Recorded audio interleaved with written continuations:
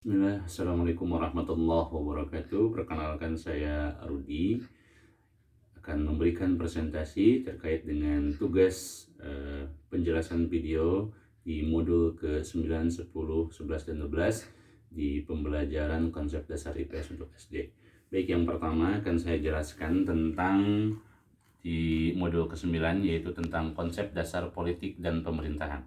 Di kegiatan belajar 1, yaitu membahas tentang konsep dasar politik dan pemerintahan, tata aturan perundang-undangan di Indonesia. Indonesia merupakan negara hukum, hierarki, peraturan perundang-undangan, dan Undang-Undang Dasar 1945.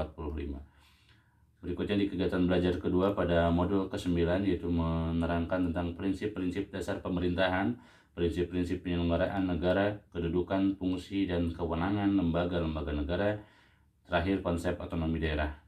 Berikutnya di kegiatan belajar ketiga, yaitu hak dan kewajiban warga negara menurut Undang-Undang Dasar 1945 sebagai wujud berkehidupan, bermasyarakat, dan bernegara.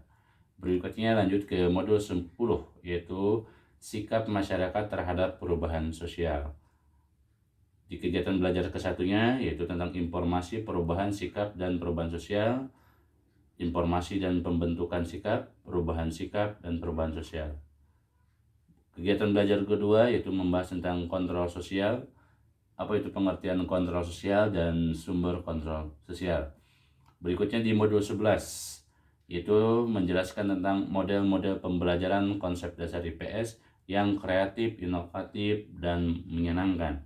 Ada 4 kegiatan belajar. Kegiatan belajar satunya itu hakikat dan peranan model pembelajaran konsep dasar IPS. Di kegiatan belajar kedua yaitu model-model pembelajaran konsep dasar IPS.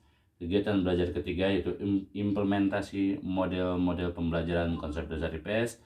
Dan yang terakhir di kegiatan belajar keempat itu model desain pembelajaran pengambilan keputusan. Terakhir, saya akan menjelaskan di modul ke-12, yaitu yang menjelaskan tentang merancang dan menerapkan keterampilan dasar IPS. Di kegiatan belajar ke-1, yaitu membahas tentang keterampilan dasar IPS, pengertian keterampilan dasar IPS, klasifikasi keterampilan dasar IPS, perkembangan siswa dalam mengembangkan keterampilan dasar IPS. Berikutnya di kegiatan belajar kedua, yaitu mengembangkan keterampilan dasar IPS, prinsip pengembangan keterampilan dasar IPS, merancang dan menerapkan keterampilan dasar IPS, beberapa model pembelajaran mengembangkan keterampilan dasar IPS.